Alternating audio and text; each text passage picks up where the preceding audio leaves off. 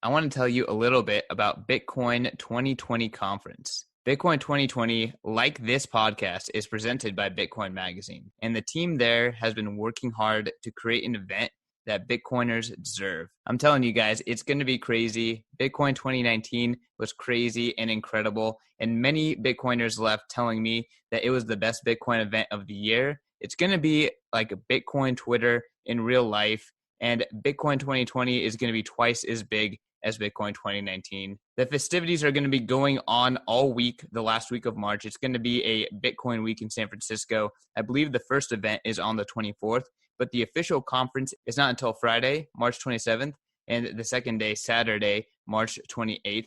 I can't wait to see you all there. For those of you who have not bought your ticket yet, you can use code CK for a 20% discount when you check out with Eventbrite, or you can pay in Bitcoin where you'll always get $50 off your purchase. Like I said, hope to see you at Bitcoin 2020, but until then, please enjoy BitcoinTina on Bitcoin.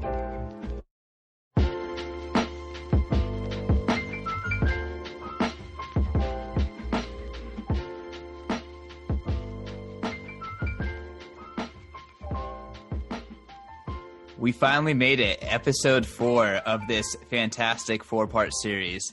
This one is going to be the most bullish of all of them. This is the path to 100 trillion USD, repricing the world in Satoshis.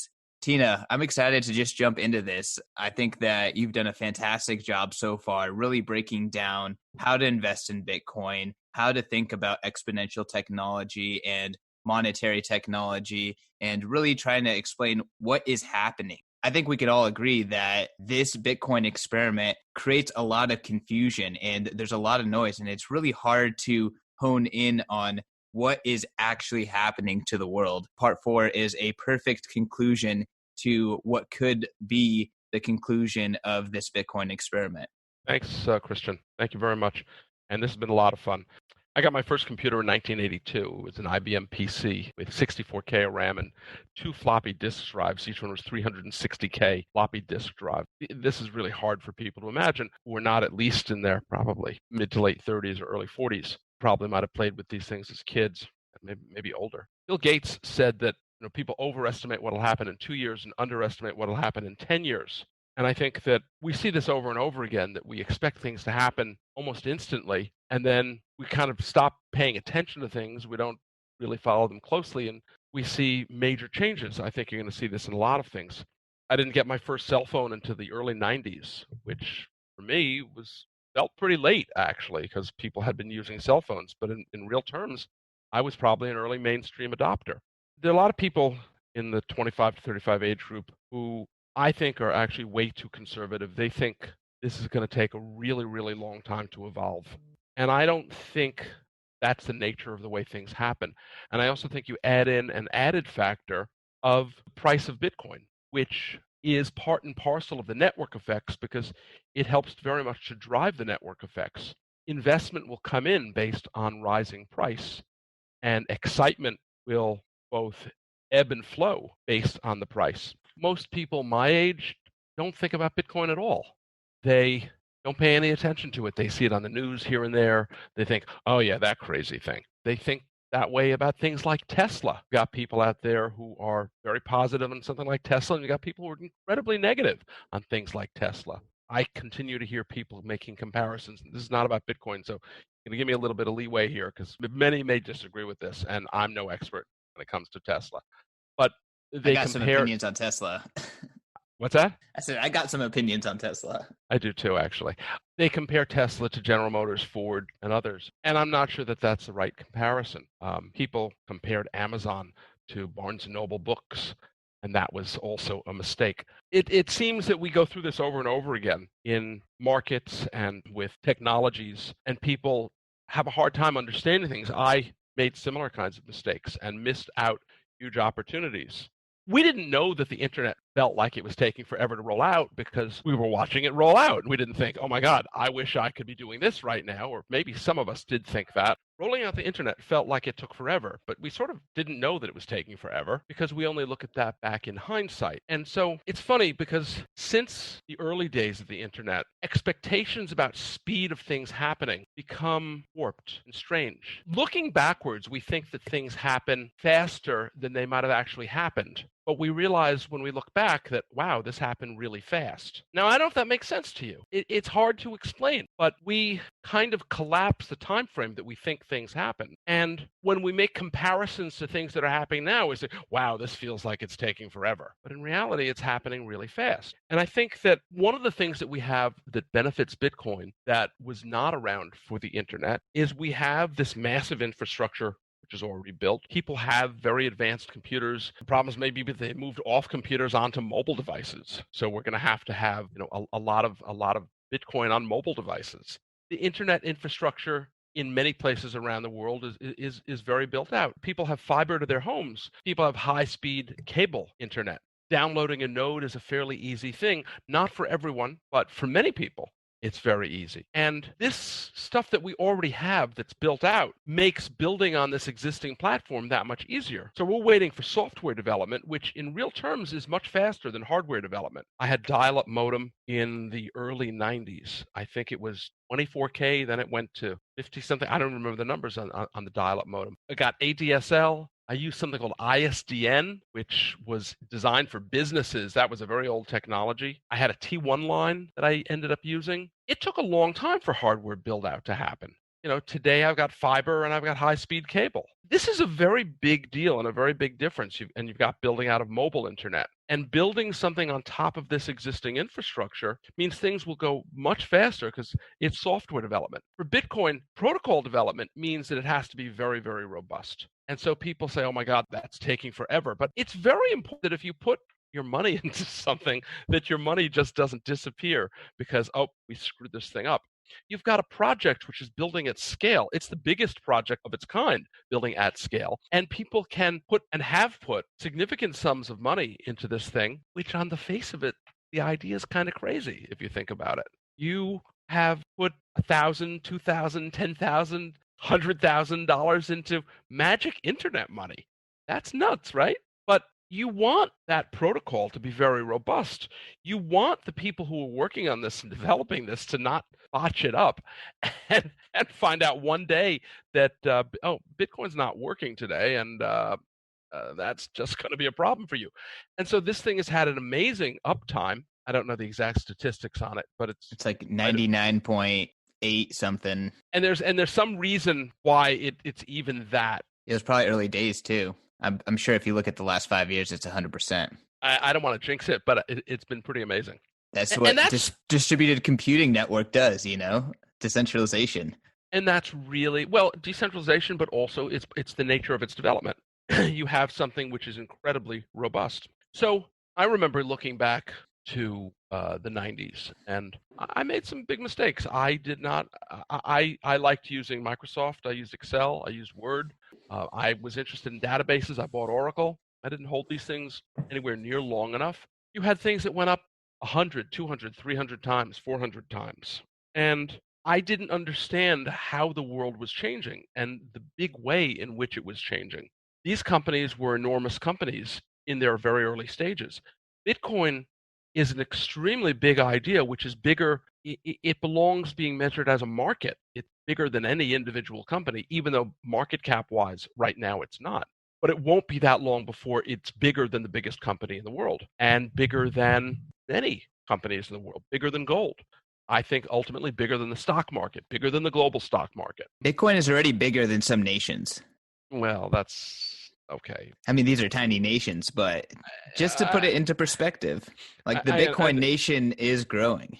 It's in the top 30 in terms of energy usage as well as market cap. It's actually, they're very closely correlated. The dollars spent on energy and the market cap. I'm not diminishing that. We'll look back on this and we'll think that this is tiny, that this is absolutely microscopic in comparison to where it's going. And as people come to understand, there's an enormous amount of psychology that comes into Bitcoin.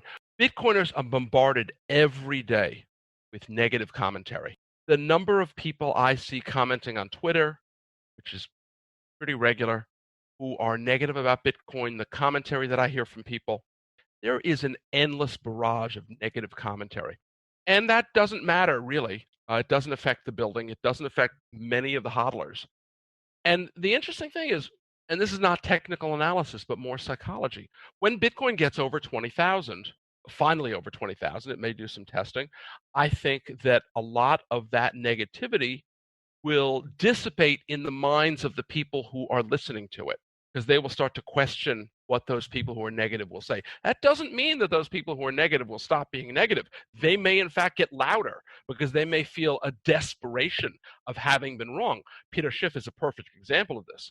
This man heard about Bitcoin and could have bought and owned Bitcoin at $10, and he seems to almost be he's obsessed. Many of those detractors may become much louder when Bitcoin is over 20,000. I imagine Bitcoin at 100,000, you'll see people who are negative on Bitcoin constantly writing articles, constantly talking about it, saying, this is a crazy, insane thing, and it makes no sense to them. I expect there'll be many people who pretty much lose their minds in this bull market and in this decade, because most people will look at the rising price, and as they begin to understand, the value of Bitcoin actually increases as more people want to hold it. If you start off with 10 or 100 or 1,000 people wanting to hold Bitcoin, it's actually worth more when 500,000, a million, 10 million, 100 million people want to own and hold this thing because they consider it to be of value, because they start to recognize the quality that this has to store their value and are willing to tolerate the volatility because they understand the nature of its scarcity, the qualities that it has as a money, and say, I will deal with that volatility, even though the volatility may seem extraordinary and extreme. But people know that as they move from cycle to cycle, the pain of that volatility greatly diminishes. If you purchased Bitcoin or mined Bitcoin at an average price of $300 or $400, seriously, how much pain do you think you're feeling at the lows of this cycle? $3,000, possibly 9 to 10x where you got in. Are you feeling any pain at 9,500? We're at $9,551 right now. Are you feeling pain at $9,551 if your average price was $500 and you're up 18 times, 19 times your money? I'm hard pressed to think that anybody's feeling much pain who got in at an average price of $500. People who got an average price of $20 or $30, they're not feeling any pain. Do you think they really care? I mean, certainly it feels better to have more Bitcoin. They have greater value at 20,000 than you do at 3,000. But the value of what they own have gone up such extraordinary amounts. Do you think Bill Gates says to himself, woe is me, I went down from being worth $100 billion to only $25 billion? Do you think that man feels pain, or Warren Buffett feels pain when their portfolios collapse by 75%? They don't feel any pain. They're still the richest men in the world. So it takes time. You have to ride through these cycles. And as people begin to understand this, I think that we watch the hodler of last resort grow in size. And I don't know what these numbers are. I've asked people what they think.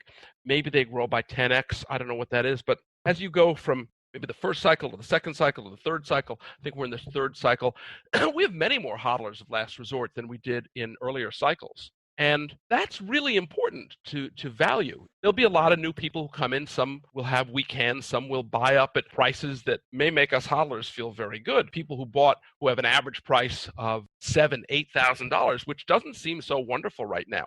I was looking the 2-year moving average. If you looked at like 700 or 800 days of a moving average price was somewhere in the $8,000 range. So, if you dollar averaged in the last 2.5 years, your average price might be in that $7,000 or $8,000 range. At $70,000, at $150,000, you won't be feeling much pain. Now, the guy who buys in at $120,000 and watches it go to 70, at 70,000, at 100,000, 150,000, if your average price is near what the 2-year moving average is in the $8,000 range, you're not going to be feeling a lot of pain. And there'll be people who sell out too soon, who won't want to ride it down from, let's say, 120,000 down to 70,000. But realistically, you're still up 10x. So it's not going to be particularly hard to hold a position that you own from so much lower prices. And we see this happen with stocks.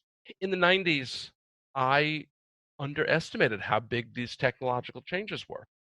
And I got scared out of positions. I made mistakes. And I thought that it was safer to trade than it was to hold on to positions. I might have been better off doing more work, getting a better understanding of what I was long, maybe holding a little bit of a less of a position and not trying to hold on to too big a position that I didn't fully understand so that I wouldn't get scared out of the position. If you're holding a position which is a 5 or a 10 or a 20% position and you don't understand it to those levels or more, some people might hold a 50% position, then hold a position to the level that you think you understand the thing and hold it to the extent that you can ride through that volatility. We saw quite a lot of volatility in the 90s, and it built to greater and greater levels. There were a lot of people who were very bearish in the 90s, and I was not the only one, but there are many people who were bullish, and there were many people who traded out of positions. We saw a lot of things happen. It was a long period, and you can't sum it up in 2 or 3 minutes worth of conversation. 95, 96, the market was up 70%. And there were a lot of tech stocks that people thought were crazy that got even crazier as the internet boom and the dot-com boom came along. And there were many things which later on crashed. My best trade ever came in late 99 when I came to understand that the Federal Reserve was adding enormous amounts of liquidity because they promised that they would make sure things would be okay for what was then called Y2K, which was a bug that people were worried about, which would make the computers all around the world crash. And I saw, looking at the monetary base and adjusted reserves, that the annualized numbers sometime in October were just exploding off the page.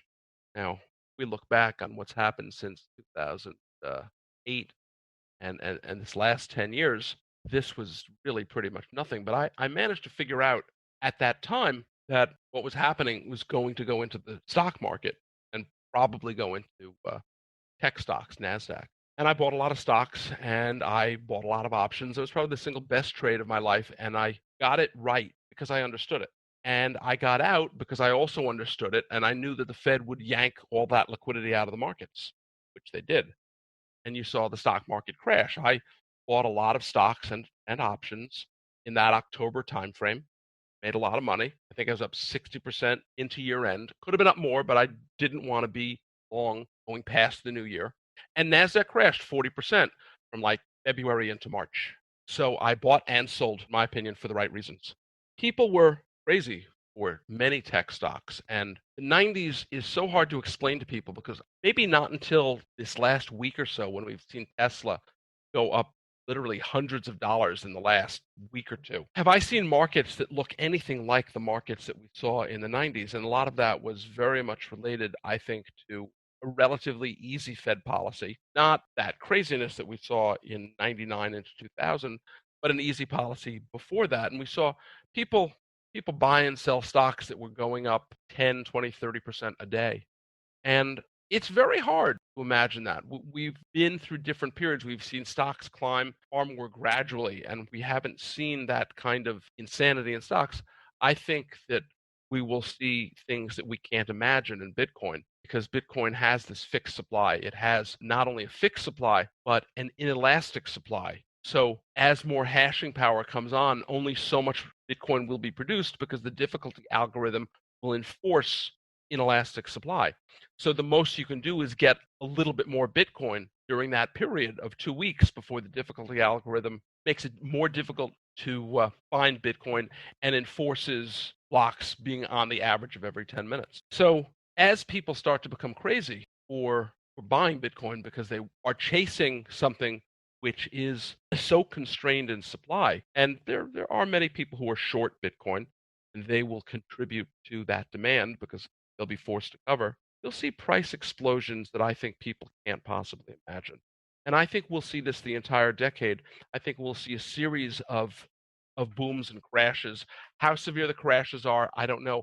I like to say that all surprises will be on the upside. And I think we'll see some truly insane numbers in the next 2 to 3 years, then out to the middle of the decade and towards the end of the decade.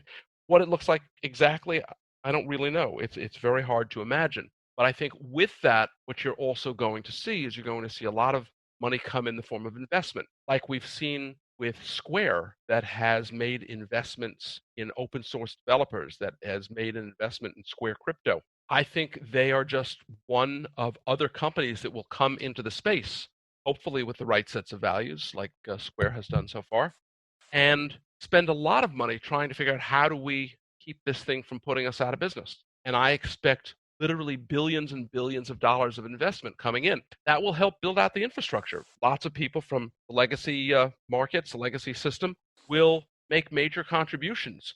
Hopefully they'll do it with the right value set. Some won't, some will.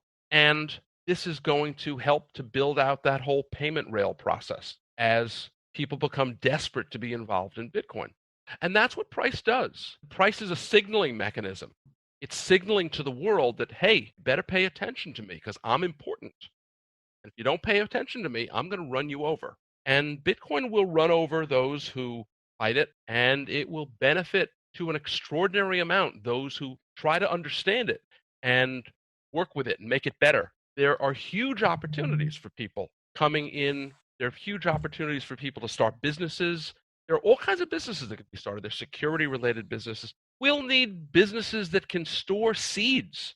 I mean, imagine if you had, let's throw an idea out there, if you had a business that gave you vaulting, and so you could keep your multi-sig in 3 different or 5 different places in multiple locations around where you live or around the country or possibly around the world.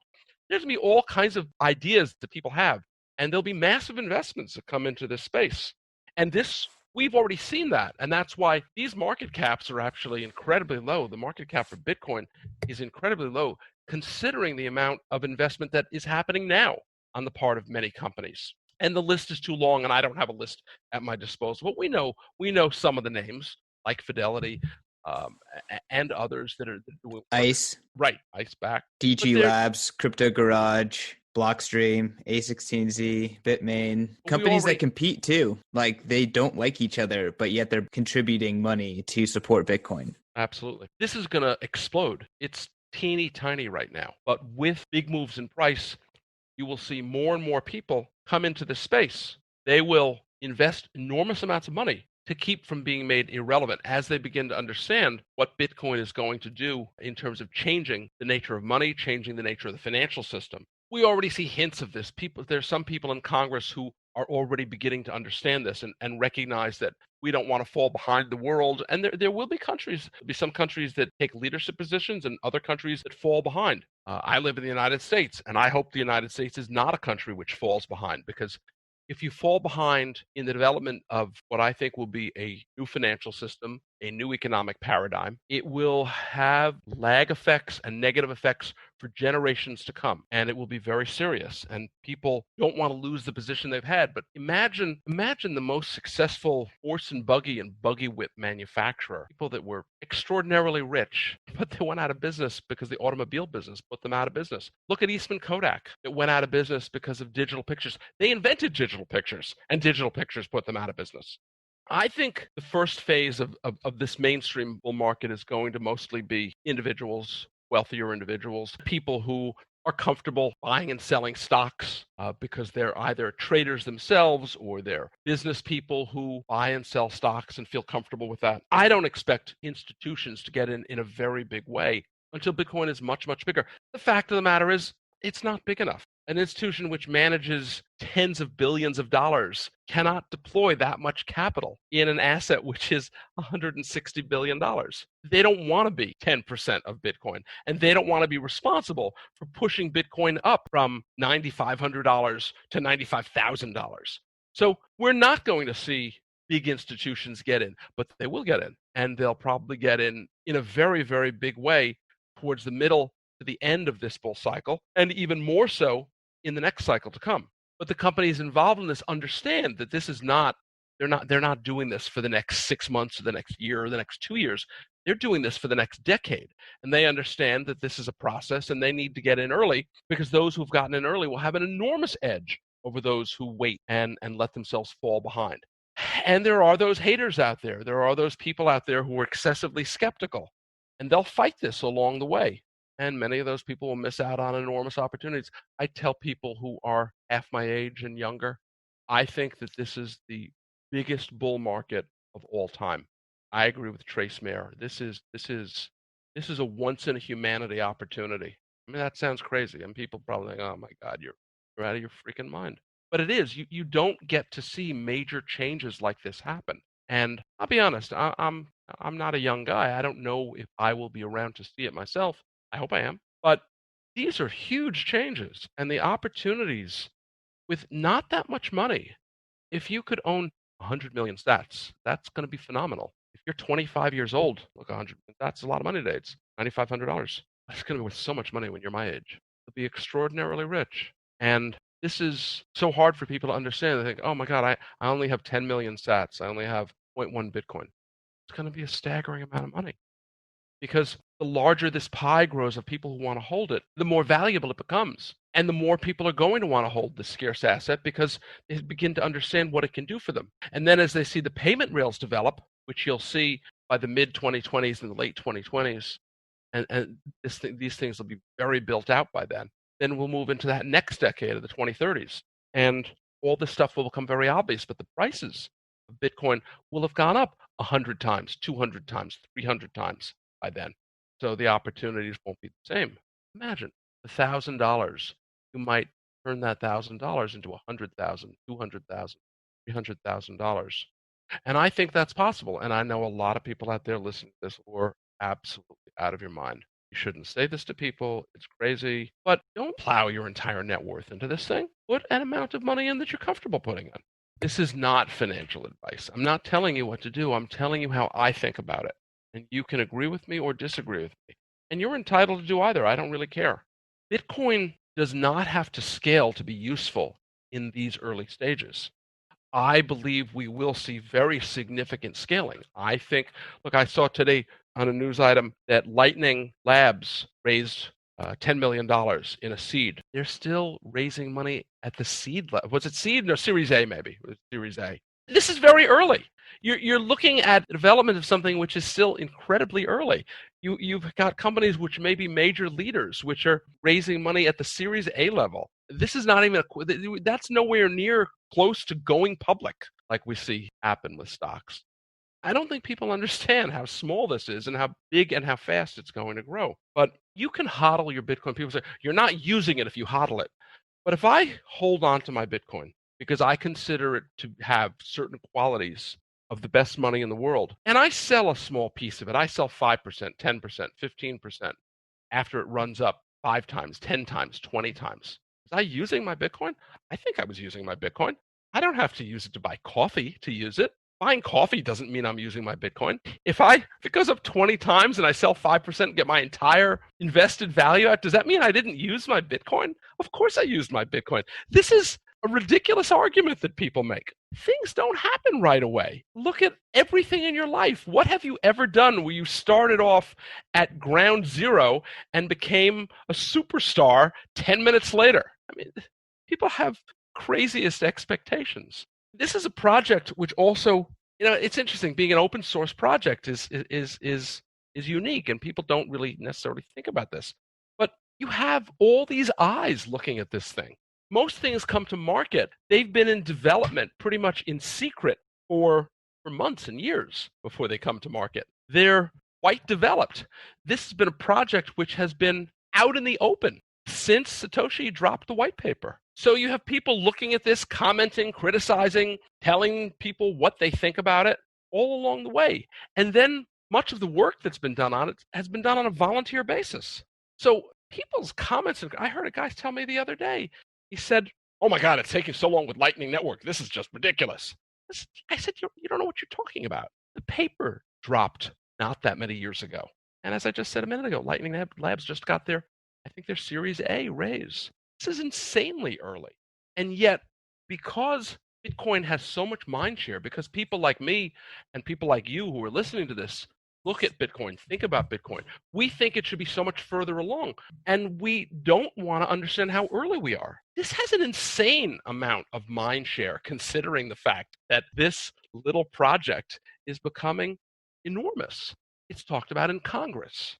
We have regulatory authorities looking at this thing. It's crazy, the amount of attention this crazy little magic internet money thing has going on. It's only been around since the paper dropped, and they didn't start mining it then. It didn't have a price for, I don't know, about a year and a half, 2 years after Satoshi started mining it, sometime in 2010, 2011. And people say, oh my God, that's going so slowly. This is going at incredible speed, and it's going to accelerate. In the 2020s, the pace of this is going to accelerate because as the price goes up, as more people become interested, as it becomes a bigger topic of conversation, you will see enormous amounts of money invested. We will go to a time where right now, only guys like you and me talk about this, probably talk about it a lot, but everyone will be talking about it. Most of you who are listening to this may not want to be bothered by all these people that are talking about it and may get new phone numbers because you don't want to be bothered. You were happy to talk about it all along the way, and the people who didn't listen to you are now calling you up all the time. You say, I don't really want to deal with this. It's going to become insane, and insane at a scale that we have never seen, because we think 2017 was insane. That wasn't even warm up. This whole decade is going to be insane. Not just the 2017 was stretching. Bitcoin is getting dressed. That's right.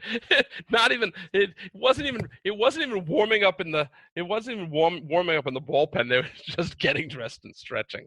Hodling your position as the value grows. This is going to mean that as that value goes up, you're going to see all this interest come in and investment come in. And that is going to be responsible for the growth that we're going to see later in this decade and next decade. I think that money ought to be the riskless asset. And I think that today, stocks, real estate are enterprises, but they've captured store of value, which I think doesn't really belong there. And I've captured store of value because what we use as money is such a poor money. And I think that what's going to end up happening is that Bitcoin as a money will capture that store of value. And those numbers are immense. How much store of value is in real estate? How much store of value in stocks? I don't know for sure, but I think the numbers are enormous. Why do people buy the S&P 500? They buy the S&P 500 because they want to buy something that has less alpha risk. They describe risk in stocks as being alpha risk and beta risk. Beta is the risk associated with market cycles, the risk associated with interest rate cycles, the risk associated with business cycles. It still has all that risk. So you might eliminate the company-specific risk, which they call alpha risk, but you haven't eliminated those risks of cycles. Well, today we use treasuries, the 3-month treasury, the 10-year treasury, as the riskless asset. But those are terrible. Those are pretty much directly related to the money that we use. And everybody knows that you don't want to hold on to significant sums of your money for extremely long periods of time. Now, I will give you one caveat. The 30-year bond and the 10-year bond were among some of the best investments of the last 30 and 40 years. So I will give you that caveat. And very few people actually made those as investments. There are a few guys out there who've done so and have done well with that. But from a store of value perspective, many people buy real estate, really because they're looking for a way of holding their money. They then take on business risk, the risk of depreciation, things break, things need to be fixed, the risk of property taxes, the risk of rent collection. These are all business risks. Store of value doesn't really belong in that. Now, that doesn't mean that you shouldn't ultimately be able to make more money with business risk than you can with store of value risk. And you should make more money. You should have a better return with business risk than you do with store of value risk. Store of value risk should have a much lower return. And in time, I think it will. When Bitcoin is the only money, I think that ultimately the value of Bitcoin will go up at what we think of as incredibly small amounts when it's the only money. And people will not necessarily want to hold Bitcoin. They might prefer to hold business investments at that point in time. But if you want to hold your money won't depreciate in value when Bitcoin is the money, because you won't be diluting that value, which is what we do today. And we see extreme moves in markets today because of this extreme dilution that we see in the money that we use. So we see stocks go up by amounts that people consider to be insane. And I think that much of that insane movement is based on the dilution of the money that we use. For me, it's extremely important to try to pay attention the things that are happening, to the nuance that you see. And it's sometimes hard to chop through the noise to try to get the signal. It's a very, very hard thing to do. We're surrounded by enormous amounts of noise in our everyday lives. I mean, we're constantly bombarded with noise all the time, and there's and most of it's really not worth listening to. And it's certainly not worth listening to in Bitcoin. You need to look for that bit of signal that you find and the understanding that you can find that helps you think about things. You have to understand that for a great investments don't have to be ready right now. They can be things which are still in the process of formation. But what is ready right now in Bitcoin, and I have to stress this, is it's this division between the idea of payment rail versus digital gold. Bitcoin is already here for digital gold. And the value of that is extraordinary. So you shouldn't think that I'm buying Bitcoin, you're buying Bitcoin because of what Lightning Network is going to do. You should think that you're buying Bitcoin for what the existing Bitcoin protocol is going to do. And the upside to that is staggering. We're in the process of repricing the world in sats, and none of us have ever seen a monetization process. And so we can only guess and speculate how this works and how this might work. And for people who think they understand investing and they understand equity markets, equities are not money. And this can't be stressed enough. You might want a diversified portfolio, but in fact, great investors will tell you don't want that much diversification because you really want to focus your investments. Money, you don't want any diversification. Why do you need multiple kinds of money? You don't. Think about the economic benefits of a world priced in one money. You start to look at how companies and businesses and individuals can compete using one money, and you start one unit of account in which you're measuring everything. It will create an enormous amount of economic productivity. It will completely revamp the way the economy works. If wherever you live, do you want to walk around in your pocket with dollars, euros, yen, pesos, Argentinian pesos, Brazilian reals, Russian rubles, Chinese yuan? You want to walk around with one money. You don't want to walk around with 10 or 20 or 30 different types of money in your pocket. Today, people just want dollars anyways. Like, they all actually just want one money. Pretty much right. And there are a lot of problems with the dollar because they're diluting it constantly. And we're seeing that show up, as we know, in stocks and real estate and other assets. We're repricing the world in Satoshis. And I think we'll ultimately go from a debt-based money system to an equity-based money system. Bitcoin is an equity-based money system. I expect that there'll be much less use of credit in a Bitcoin-only world. I actually think there'll be practically no credit in a Bitcoin-only world. Bitcoin is programmable. That's still in very early stages of development. You hear constant comments about this. This is part of the process of what's in development. And people are very short-sighted. People are so turned on by marketing hype. The fact of the matter is there is no marketing in Bitcoin because there's no marketing dollars in Bitcoin because there's not a company here. Bitcoin didn't raise its money in some ICO or some IEO or some pre-mine crap coin. I won't word that word to use. Those people use cheap money to market and to spend a lot of time trying to convince people that they're moving fast and breaking things is the better way to go.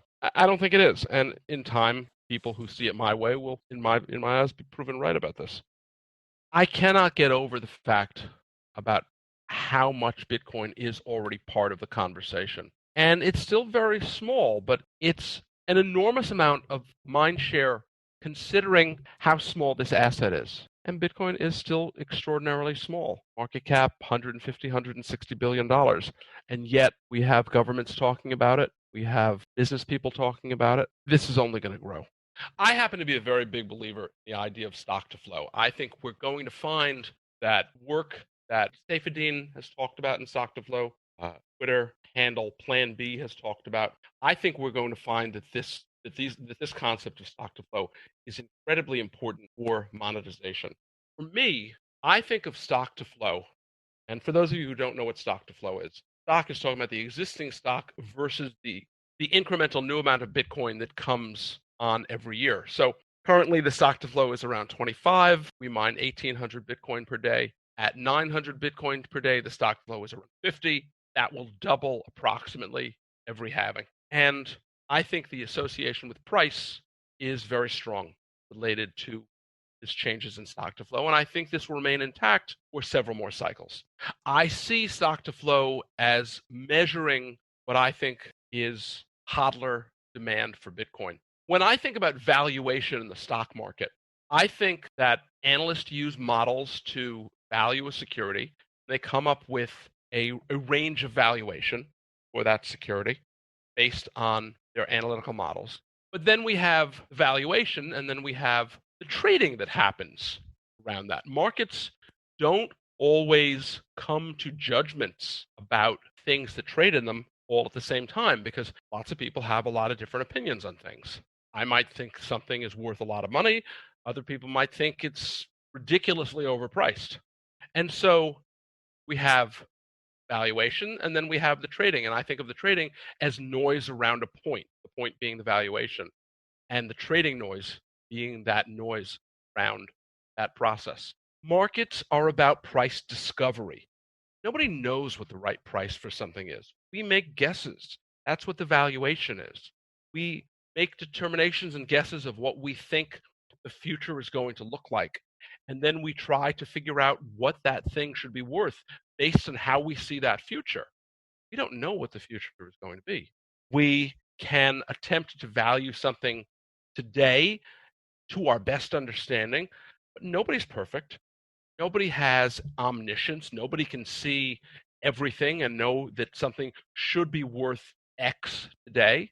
Maybe it should be worth 3X today. Maybe it should be worth a quarter, 25% X today. Nobody can know that. That's what markets do. They discover price. I think we're going to find that some of these things that we use for price discovery are helpful. Some of them are not that helpful. For me, stock to flow is teasing out the information that the markets have given us and helping to tease out what hodlers value Bitcoin at. If we take those numbers, we know that the noise around the way Bitcoin trades is huge. The stock to flow value for this cycle was around 8,000. It started the cycle around $450, $460. It traded up to $20,000. That's a staggering amount of noise. So I think many people look at this and say, they don't know what to make of it. So they say, oh, this is crap. This is nonsense. Maybe they're right. Maybe it is crap. Maybe it is nonsense. It's impossible to know what demand will be in the future. And we know supply, but nobody knows what the demand is going to be. But we all have to make guesses. That's the way markets work. People use the example of the Heisenberg principle of uncertainty. And I'm sure I'll bastardize this thing. The idea of Heisenberg principle of uncertainty says you can know where something is at a particular moment in time, but you can't know its speed and direction, or you can know its speed and direction, but you can't know where it is at any given moment in time. We can know certain things about whatever our investments are, but once we know that, the opportunity is gone. 2011, 2012, people who bought Bitcoin had no idea, some did, that Bitcoin would be $9,000 today. Pretty spectacular return. They didn't know what it would look like. They made guesses. That's what we do. We make guesses about what we think the future is. We make guesses about what we think the value is now. We can't know everything. Markets are about discovering this price. I think Bitcoin is worth a staggering amount of money. I think it's worth a lot of money now and today. For me, as I started out with this program, Bitcoin is worth at least 1 times gold, which means Bitcoin today is worth $400,000, $500,000 a Bitcoin for 100 million Satoshis. I think it's worth well in excess of that, and I think we'll see that in this coming decade. But for me, I think we will see an extraordinary path of hyper-Bitcoinization, and we will see this thing move to numbers that we find extraordinary. I actually think 100 trillion proved to be a low number. I think the number will be well in excess of that in today's dollars. And I think that when you sit down, you think about what this thing already is, and you factor in where it's likely going, that you too will agree with me that may be the best investment and the best opportunity of your life, and maybe the generations and more. I, for one, am very interested in this thing, and I think that it will be the core of an emerging economic paradigm. I think it will change society. I think it will change governments. And I think all of those things are very much for the better. I'm very bullish on Bitcoin. Thanks very much. And I don't think I need to add too much more. If you guys haven't already followed BitcoinTina you need to follow him at BitcoinTina. If you haven't already followed at Bitcoin Magazine, you need to follow Bitcoin Magazine on Twitter. This is CK Snarks signing out. Thanks for listening. Peace.